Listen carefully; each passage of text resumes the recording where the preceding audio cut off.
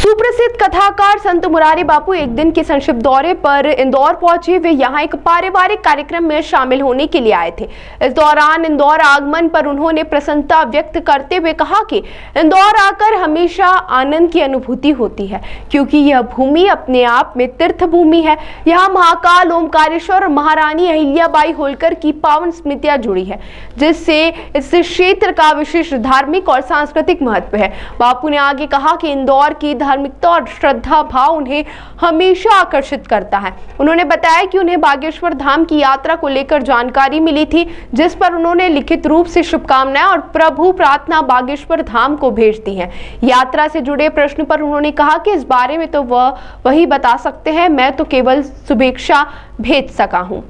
वहीं हाल ही में दिल्ली में हुई घटना पर मुरारी बापू ने गहरा दुख व्यक्त किया है। वहीं उन्होंने कहा कि घटना के बारे में मैंने आज सुबह अखबार में पढ़ा, ये अत्यंत दुखद है। जिन लोगों की इसमें मृत्यु हुई है उनके परिजनों के प्रति मेरी संवेदना है। बापू ने कहा कि समाज को बहुत सतर्क और सजग रहना पड़ेगा, क्योंकि कब क्या हो जाए कहा नहीं जा सकता। उन्होंने कहा कि ऐसी घटनाएं मन को पीड़ा देती हैं और सभी को मानवता और शांति के मार्ग पर चलने की प्रेरणा लेनी चाहिए। संक्षिप्त प्रवास के बाद मुरारी बापू देर शाम इंदौर से आगे के लिए रवाना हो गए। मैं अपने पारिवारिक कारण से यहाँ आया हूँ।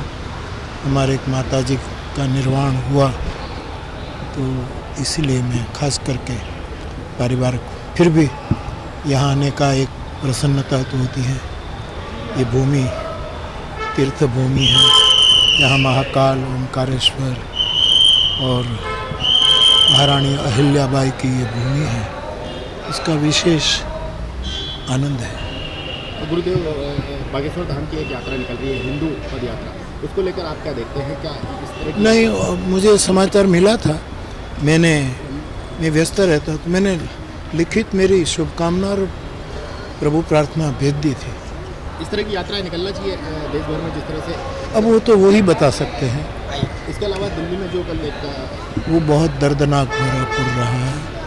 बहुत जो मृतक हुए हैं उसके लिए मेरी श्रद्धांजलि, उसके परिवारजनों के लिए मेरी दिलसोजी, और जो इंजर्ड हैं वो जल्दी स्वस्थ हो जाए। लेकिन भारत बहुत सतर्क रहना पड़ेगा, क्योंकि कब क्या हो पता नहीं लगता। तो ऐसी घटनाएं पीड़ा देती है। जिन लोगों के नाम आ रहे हैं उस पर ना, मैंने तो आज सुबह अखबार में ही पढ़ा, और विगत मेरे पास नहीं है। बहुत बहुत धन्यवाद।